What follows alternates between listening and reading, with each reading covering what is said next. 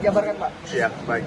Ya, perkenalkan ya, nama saya Dr. Andi Timorson ya, dosen dari Fakultas Hukum Universitas Trisakti. Jadi kesehariannya memang saya mengajar di hukum pidana cyber. Nah, dalam hal ini hari ini dimintakan untuk memberikan keterangan ahli di persidangan Nikita Mirzani. Dalam persidangan itu saya selalu menekankan perihal tentang terpenuhinya unsur pidana, karena dengan tidak terpenuhinya unsur pidana maka seseorang itu tidak dapat dinyatakan sebagai orang yang bersalah dalam hal melakukan tindak pidana. Nah, dalam pasal 27B ayat 2 ada sesuatu hal yang paling esensial, yaitu adanya rahasia. Ya, rahasia. Jadi rahasia tersebut sifatnya harus tertutup rapat, belum terpublikasi kepada masyarakat umum. Karena kerahasiaan inilah yang dipergunakan untuk menjadi bahan ataupun alat melakukan suatu pemerasan dalam hal agar supaya korban memberikan sesuatu ataupun memberikan sebagian gitu ya. Nah, kalau misalnya tidak ada kerahasiaan tersebut, maka makna dari pemerasan dengan mengungkap kerahasiaan itu menjadi hilang, sehingga tidak mungkin orang itu merasa tercemarkan dan tidak ada juga dia itu kepentingannya untuk memberikan sesuatu. Karena kalau sesuatu yang sudah sifatnya publik tidak perlu lagi atau tidak ada lagi rasa tertekan ataupun untuk memberikan sesuatu kepada pihak pelaku, sehingga saya berkesimpulan pasal 27B ini kurang pas ya diterapkan dalam perkara Nikita Mirzani. Oke Pak, terkait tadi sekali lagi soal review itu sendiri Pak, yang terkait masa benar atau tidaknya, ya. Dan kalaupun benar ada sesuatu informasi yang tidak benar dipublikasikan untuk kedua kalinya gimana? Ya, karena mereview itu dalam konteks Undang-Undang ITE adalah membuat batu akses. Nah, untuk norma unsur membuat dapat diakses itu adalah sudah ditinggalkan sejak dari Undang-Undang 1 tahun 2024. Untuk perbuatan membuat dapat diakses diantaranya adalah mereview atau memposting ulang, sehingga kegiatan atau perbuatan memposting ulang tersebut bukan lagi menjadi unsur dalam tindak pidana pemerasan.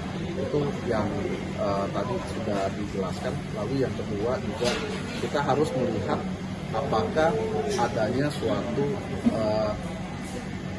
postingan tersebut adalah suatu bentuk edukasi ya. Karena postingan yang edukasi adalah suatu postingan yang tidak melawan hukum. Tadi saya sudah jelaskan juga ke jasa penuntut umum, kesengajaan dan perbuatan melawan hukum itu adalah sesuatu yang memang bertentangan dengan hukum atau bertentangan dengan hak orang lain.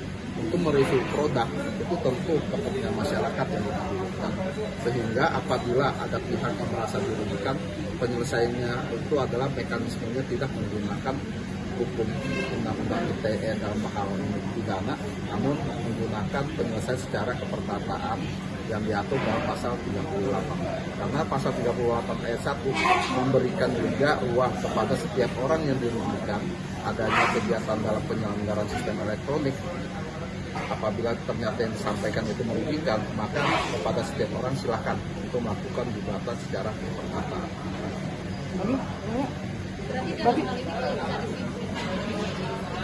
Ini bukan tindak pidana. Sebenarnya kalau kita runut dengan jelas, ini adalah suatu keperdataan di mana ada perbuatan, taruhlah Nikita Mirzani mereview. Kalau review itu benar, maka justru yang melakukan tindak pidana adalah pemilik produk tersebut. Nah, kalau yang direview itu tidak benar, penyelesaiannya juga bukan melalui mekanisme pidana, tapi melalui gugatan. Nah, ini yang menjadi konsentrasi. Lalu yang tadi yang berkenaan dengan informasi elektronik, apakah dokumen elektronik itu juga menjadi alat bukti? Saya selalu katakan alat bukti elektronik itu harus diperoleh secara sah, bukan mekanismenya dalam bentuk setelah disita. Karena justru penyitaan itu adalah suatu hal yang dapat diperadilan kan. Namun hal ini kan saya menekankannya itu adalah mengenai keabsahannya. Oke Pak, kalau kita lihat ini kan sebetulnya ini kan soal tadi review mereview ya. Ya. Tapi di sini kan awalnya ada fatalnya kan adalah ya sama endorse dan segala macamnya pada akhirnya sampai ada di titik pemerasan lah di sini gitu kan. Nah, Bapak sebagai ahli pidana di sini menariknya memang apakah semua berawal dari ya itu review sampai kejadian hari ini ya? Ya, ini kan bicara tentang mens rea ya. Kalau tindak pidana itu harus dilihat kepada niatnya. Niatnya dari Nikita Mirzani saya lihat itu kan adalah memberantas kepada produk-produk yang overclaim. Niatnya ini awalnya di situ. Lalu ada niat dari pemilik produk lah. Pemilik produk itu niatnya itu agar supaya Nikita Mirzani tidak melakukan review. Sesungguhnya harusnya kalau misalnya produk itu benar, makanya dilakukannya itu adalah menggugat Nikita Mirzani. Sekali lagi harusnya begitu, karena sudah dirugikan produknya. Dan untuk pencemarannya itu tidak pernah akan dapat dibuktikan, oleh karena pencemaran itu adalah review produk. Review produk itu tidak memenuhi tentang pencemaran nama baik. Ya. Kalau nama yang dijadikan barang bukti oleh pihak menggugat itu apa itu?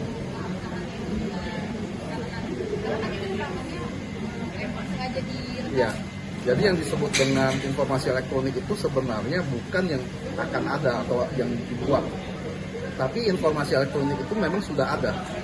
Dan informasi elektronik itulah yang dipergunakan oleh si misalnya orang yang melakukan pemerasan itu.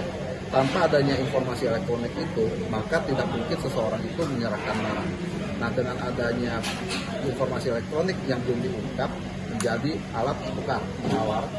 Alat tukar tawar itu artinya supaya orang itu tidak menyebarkan menjadi publik. Itu maknanya seperti itu. Betul.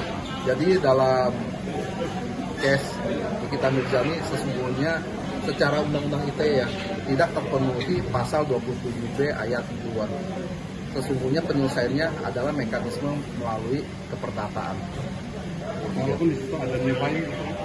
Ya, sebenarnya saya tidak berkompeten ya. Tapi kalau saya lihat secara keseluruhan, sebenarnya ini kan bicara tentang untuk melakukan atau tidak melakukan.